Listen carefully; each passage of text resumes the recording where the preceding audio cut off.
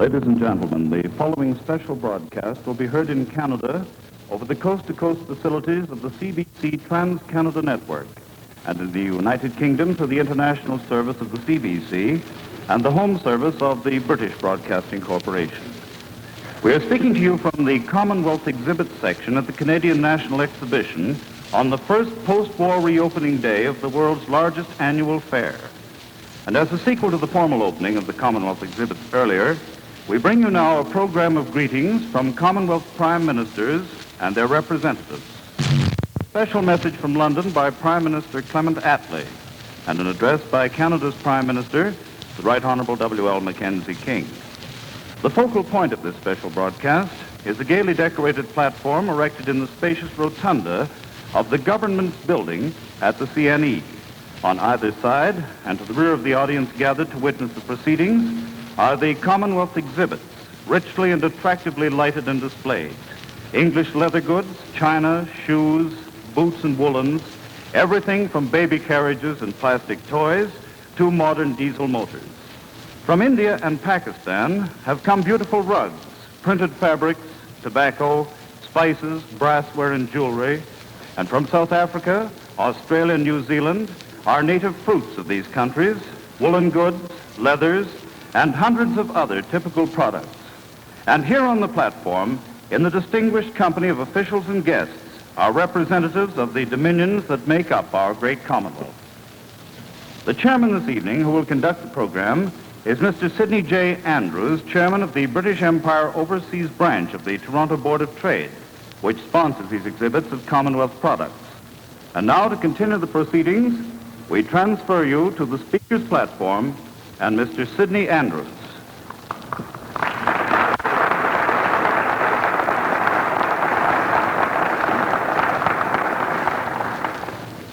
Mr. Prime Minister, Mr. Mayor, honored guests, ladies and gentlemen, this is a truly historic and memorable occasion for the British Empire Overseas Branch of the Toronto Board of Trade.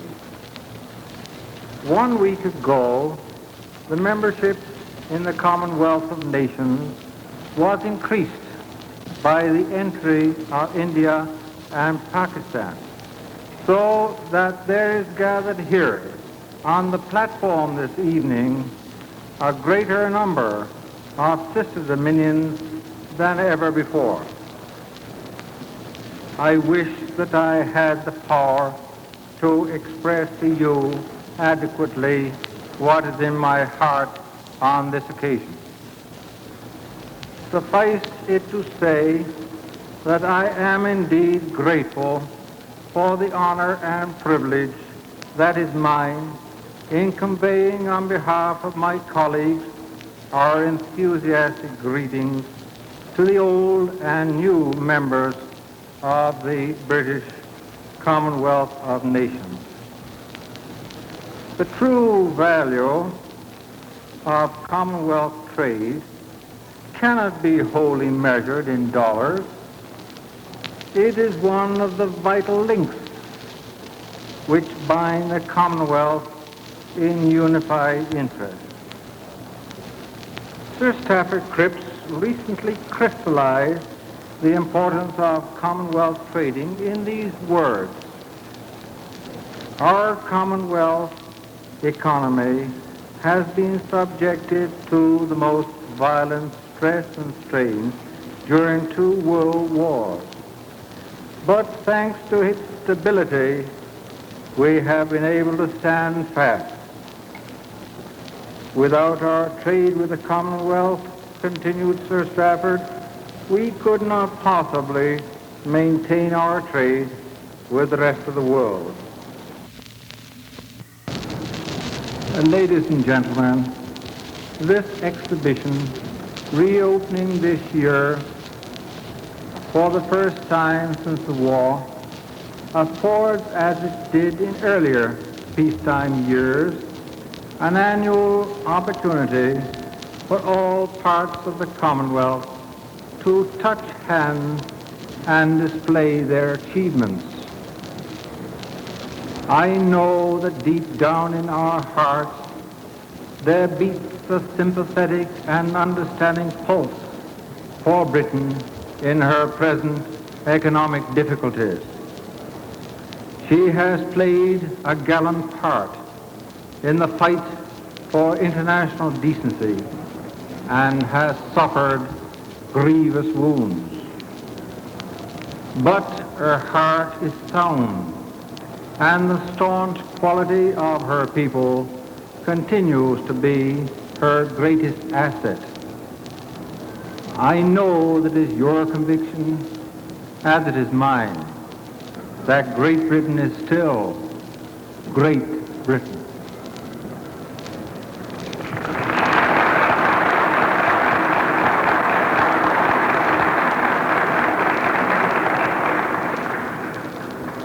Now, this broadcast, on which I have the honor to act as chairman, is essentially a broadcast of greetings from the Commonwealth. You will hear messages from Australia, New Zealand, South Africa, and India, and a special greeting from Britain's Prime Minister, the Right Honourable Clement Attlee, and a personal message from Canada's Prime Minister, the Right Honourable Mackenzie King.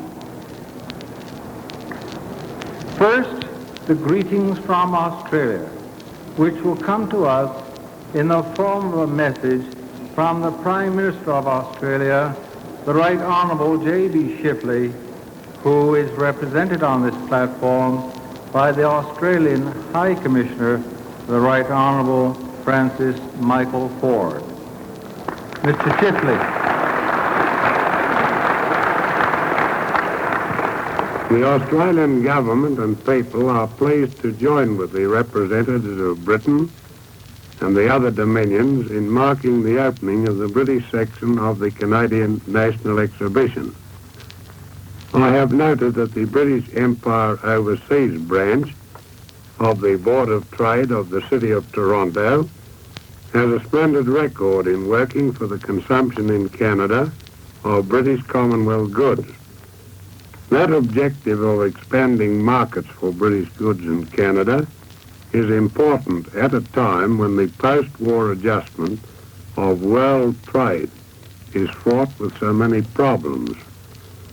Australia has always worked towards the ideal of full employment and an increased standard of living ever since the first conference at Philadelphia during the latter part of the war. The Australian people want to see all the peoples of the world given a better way of life, so that the work for all under the best possible conditions can provide the best basis for an enduring peace. Great advances have been made in Australia during the past 5 years, not only in improving the quality of primary products, for which the Commonwealth has always been world famed, but also in the expansion and development of secondary industries.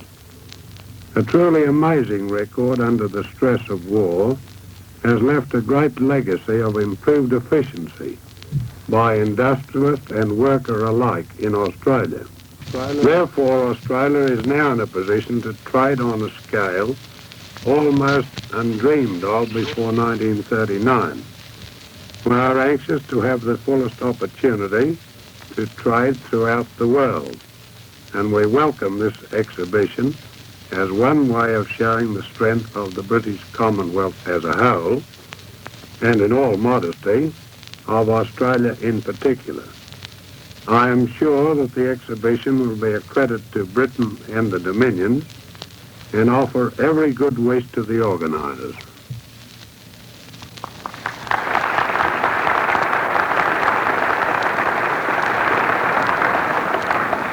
Mr. Ford, as Australian High Commissioner, will you kindly convey our thanks to Mr. Shipley for his good wishes?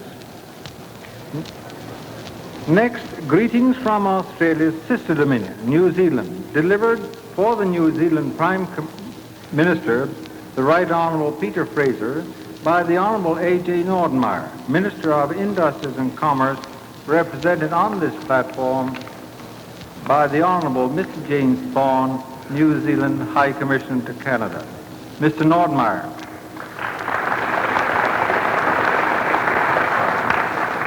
I am glad to have this opportunity of greeting the people of Canada on the occasion of the opening of the Canadian National Exhibition at Toronto, and to express on behalf of the people of New Zealand the warmest feelings of friendship which our nation bears towards yours. The personal ties of New Zealanders with Canadians are many and strong. More than 7,500 of our airmen trained in Canada under the Empire Air Training Scheme, and they and their people at home will never forget the kindness and hospitality of your people. It is stimulating to know that so soon after the war, Canada is in a position to organize a national exhibition displaying her great resources and potentiality for development. New Zealand has a great admiration for Canada's magnificent military and industrial achievements during the war, and we are confident that Canada will play a conspicuous part in post-war reconstruction. Before the war, Canada was New Zealand's fifth best market in the world and was fourth on the list of countries which supplied us with imports. And we look forward to the further extension of trade with her. The expansion of international trade is vital to the prosperity of all nations today and to the welfare of their peoples. High productivity, full employment, and improving living standards are intimately bound up with the level of international trade. In the British Commonwealth of Nations, the secure and fruitful trade between its members is a powerful factor in maintaining the level of world trade. What each of us can do to help the others will benefit not only ourselves, but be of real value in promoting world reconstruction. Canada, with her vigor, progress, and strength, has a splendid record for increasing production and trade. And I congratulate her on behalf of New Zealand on promoting this exhibition, which will undoubtedly promote those same desirable objectives.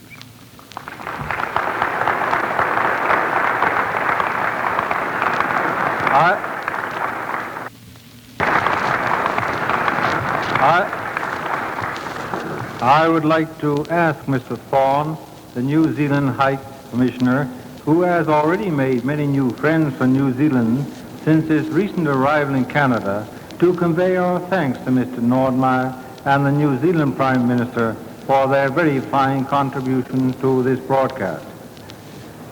Our next message of greetings is from a world-famous soldier and statesman, and an ardent supporter of the Commonwealth, the South African Prime Minister, Field Marshal the Right Honourable Jan Christian Smuts.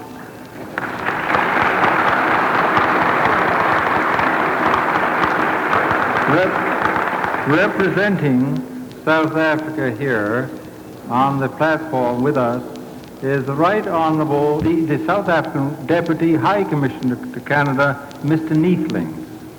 And now here's the message from Field Marshal Smuts. On behalf of South Africa, I send you a goodwill message and our hearty congratulations on the resumption of your national exhibition after the war, and trust that this exhibition will be not only national, but mark a notable step towards international trade. South Africa is happy to participate in this event, and although it is not possible to do full justice to the Union's industrial expansion, our participation is a token of our goodwill and cannot but contribute towards the fostering of mutual trade relations between our countries. It will further serve to enlighten a wide circle of the Canadian public on our present position as well as the possibilities of the future. During the war years, South Africa has, like Canada, not only vastly extended its industrial activities and economic life as a whole, But in particular, it has also extended its trade with Canada to our mutual advantage. Our comradeship in war has deepened our knowledge and understanding of each other. And in peace, this beneficent association will now be broadened on a much larger scale. Science and tourism will accelerate this beneficent process.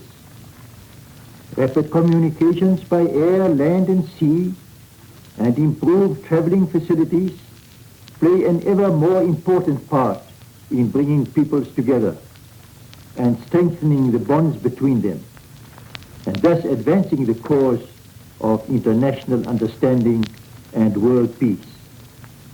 A network of international trade must strengthen this structure on which the peace and welfare of mankind must rest in future.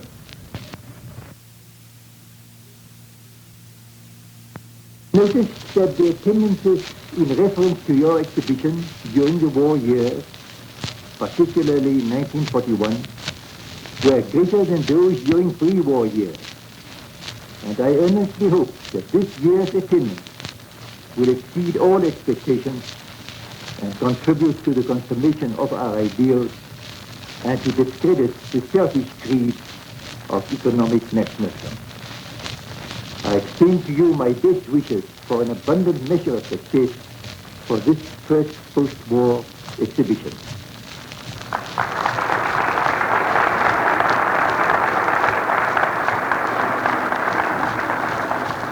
Our warmest thanks to Field Marshal Smuts for his words of wisdom and goodwill.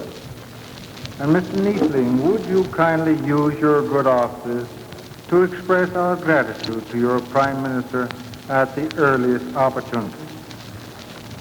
As I mentioned earlier, 1 week ago, the membership of the Commonwealth of Nations was increased by the entry of India and Pakistan.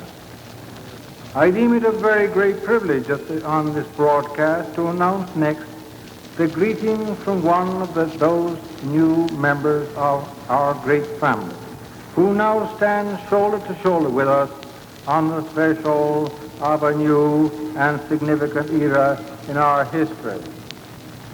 From India, a message from the Right Honorable Pandit Nehru, Prime Minister of India, spoken for Prime Minister Nehru by the Indian Trade Commissioner in Canada, Mr. M.R. Ahuja. Here is Prime Minister Nehru's message.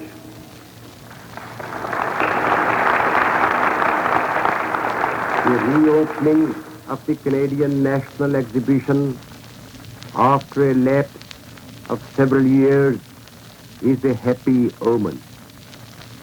The exhibition has long been a symbol of skill, industry, and enterprise of a virile and resourceful people. And in the coming years, India hopes to make increasing contributions towards its success. India and Canada are already bound to each other by ties of friendship and understanding. And I feel confident that in future they will have much to give to each other. I look forward to the rapid expansion of economic and cultural relations between India and Canada, and have therefore great pleasure in wishing every success to this year's eventful exhibition.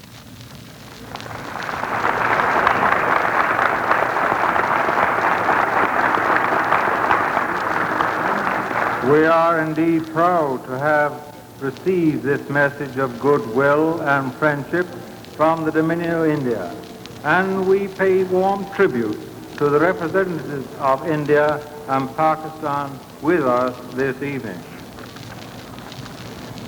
It is now my honor and privilege to introduce the Right Honorable Clement R. Attlee, Prime Minister of Great Britain, who most graciously accepted our invitation to speak for the mother country on this broadcast of greetings from the Commonwealth following the opening earlier today of the Commonwealth exhibit section of the Canadian National Exhibition.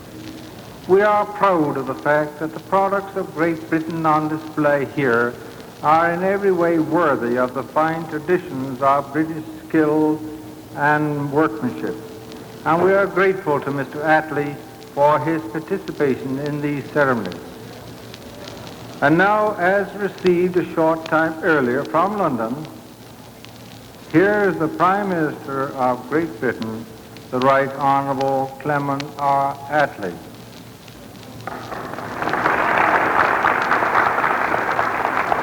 I am very happy to be able to send greetings and congratulations to Canada today. It is a far cry from the original Toronto Fair, first held in 1879, to this great Canadian National Exhibition of 1947, opened by your Prime Minister today. Though I am unable to come to see for myself, I am sure it is worthy of your great country, and I wish it all success. An exhibition is something more than an occasion for sightseeing. It gives the world an impression of what a nation is doing. Though we think of Canada first as a great agricultural country, this exhibition, devoted largely to your manufactured goods, bears testimony to the striking advance achieved under the spur of war, which has made Canada one of the foremost industrial nations of the world. We in Great Britain pay tribute to these achievements, which did so much to ensure final victory. We congratulate Canada on the way in which she is so rapidly and successfully adapting her wartime expenses to peacetime conditions. Her gain in economic strength is something for which the whole world has reason to be grateful at this difficult time. We too in the United Kingdom have been busy with the changeover from a wartime to a peacetime economy. It's been for us, indeed, an uphill task. Our needs are great. You know of our aim to increase our exports, to pay for the imports we need to maintain our standard of life. We know that you in Canada wish to buy. Our people are still going short, so as may increase our exports. And as you know, we have decided in the last few weeks to take special steps to increase them still further, even at the cost of further severe deprivations for the people of the United Kingdom. We hope, therefore, in the coming months to send you more goods. I am glad to know that the United Kingdom section of this exhibition will give you the opportunity of seeing at first hand some of the products of British skill.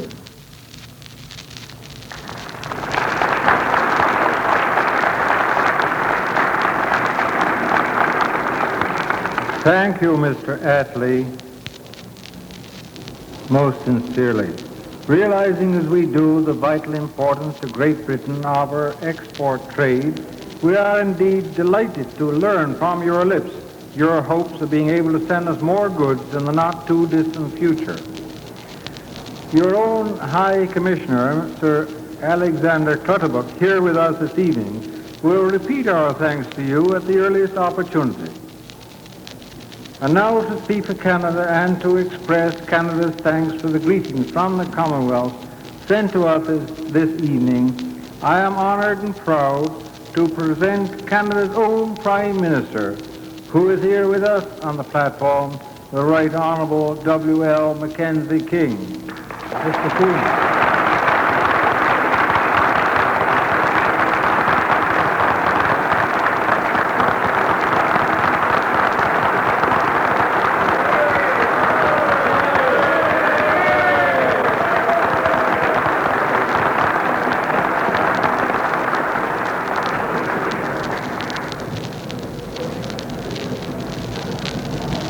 Mr. Chairman, Mr. Mayor, Mr. Size, distinguished representatives of the nations of the British Commonwealth, ladies and gentlemen, you were right, Mr. Chairman, in describing the present as an historic and memorable occasion. I should regard it as such, not only for the British Empire overseas branch of the Toronto Board of Trade, as you so modestly confined your reference, but for all Canada. It is not often that even by the magic of radio, we have the good fortune to hear at any one time the voices of the leaders of government of the United Kingdom and the several dominions, or the like good fortune to see assembled in any one place the distinguished representatives in our own country of the nations of the Commonwealth. Tonight, at this hour, and in this place, we have both. I should like to join with you, Mr. Andrews, in welcoming to this platform and in thanking for their presence the High Commissioner of the United Kingdom and the corresponding representatives of other nations of the Commonwealth. As this is the first occasion since India, with full equality of status, has been represented in Canada at a gathering such as the present, I should like to say how warmly we all welcome her representative to this family circle.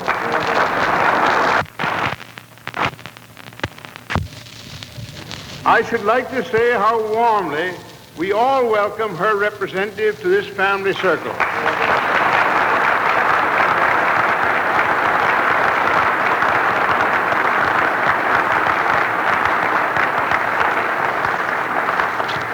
And how cordial and sincere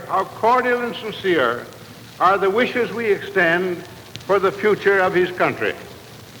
We equally welcome India's neighbor, Pakistan, to the community of British nations.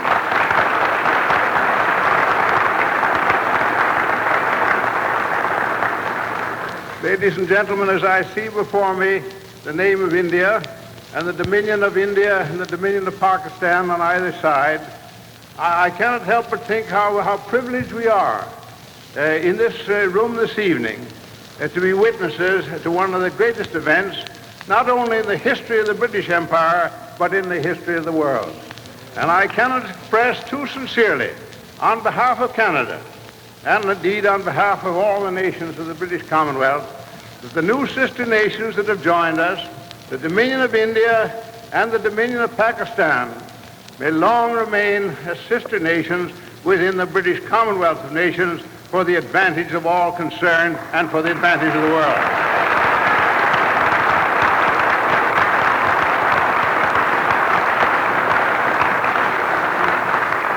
On behalf of the government and people of Canada, as well as on behalf of the overseas branch of the Toronto Board of Trade, I should like to thank the Prime Minister of the United Kingdom, Mr. Attlee, and the other Prime Ministers and Ministers of the Commonwealth for the addresses to which we have just been listening.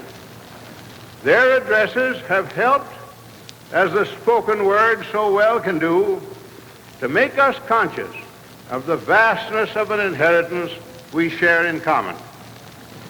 What has impressed me most in the several addresses we have heard tonight is not merely the note of goodwill, which has sounded so clearly, but the emphasis placed upon common interest and mutual helpfulness.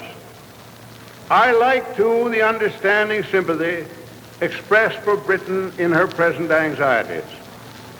As you, Mr. Chairman, have said, if there remains a wound in the side of Britain today, it is there because of the gallant part she played together with the Dominions while other forces of freedom continued to muster their strength.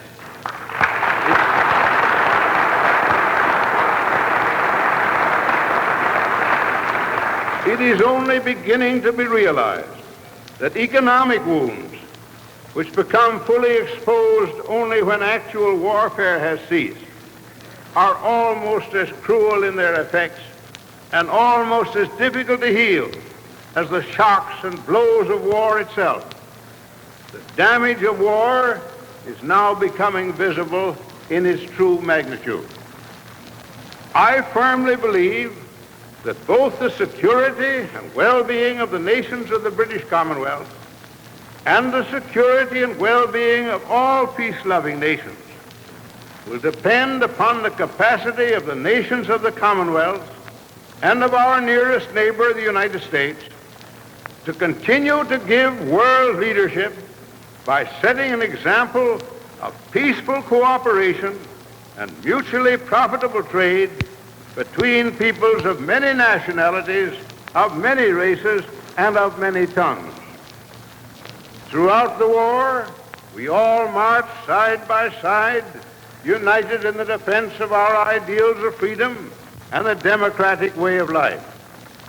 In these unsettled post-war years, we must continue to march together, not by ourselves and for ourselves only, but as part of a larger company of nations united in the service of mankind.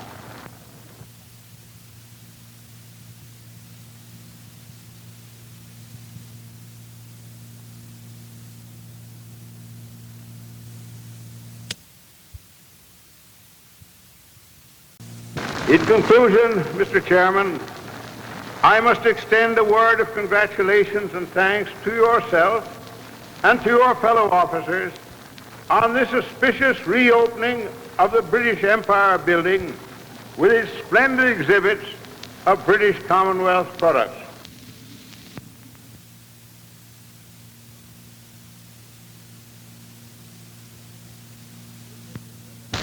It would be difficult to find means to disclose more effectively the importance of inter-Commonwealth trade than the ceremony of this evening, supplemented as it is by this exhibition. Thank you.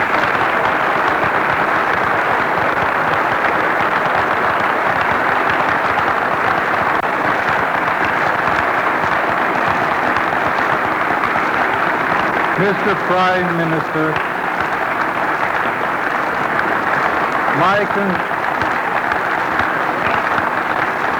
my concluding and very pleasant task on this program of greetings is to convey to you from myself and colleagues the most sincere thanks and appreciation for your efforts on our behalf, and for so graciously extending our united thanks and greetings to the other members of the Commonwealth who took part in this special program. Thank you, sir. And so, ladies and gentlemen, we come to the close of these Commonwealth greetings. And on behalf of my colleagues in the British Empire Overseas Branch of the Toronto Board of Trade, I extend our sincere thanks to all those who have given so generously of their time to make this meeting a success. May I be permitted to convey especially to the British Telephone Systems, Cables and Wireless Limited, the Toronto Marconi Company, the Bell Telephone Company of Canada, the BBC, and our own CBC, our gratitude and appreciation for the technical facilities and guidance that they have so kindly given to us, and which made it possible to broadcast these greetings from every part of this great dominion, the Commonwealth of Nations, and to the vast audience of the air, both in Canada and in Great Britain. This has been a special program of greetings from the Commonwealth presented as a sequel to the formal opening earlier today of the Commonwealth Exhibit section at the Canadian National Exhibition.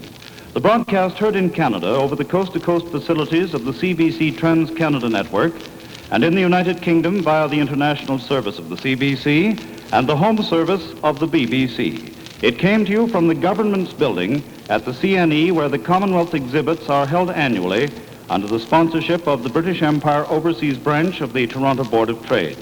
Some of the messages heard during the broadcast were recorded earlier for presentation at this time.